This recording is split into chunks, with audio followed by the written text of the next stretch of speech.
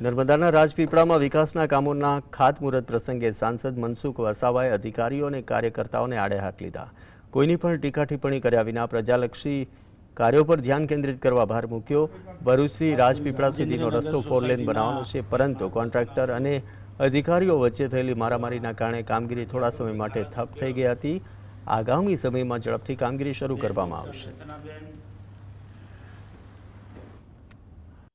ઘણી બધી રીતના અહીંયા બેઠેલા બધા લોકોએ કોઈ ટીકા ટિપ્પણી નથી કરતો, પણ હરસદ્દી માતાનો જે કમ્પાઉન્ડ તૂટી ગયું છે, નીલભાઈ એની ચિંતા કરો। તમે બધી સારી ચિંતા કરો છો, પણ આ પણ વધારે ચિંતા કરો છો। તમે બાહોશ વ્યક્તિ છો, પણ ભાઈ કમલેશભાઈ સાથે મળીને તમે એની પણ એ ચિંતા કરો કે કલેક્ટરને સાથે મળી અને સારામાં સારી રીતના એ કોર્ટ બની જાય, જે ટ્રસ્ટ જે બનાવવાનું છે કમિટી હિન્દુ દેવ એવી તાત્કાલિક બનાવે।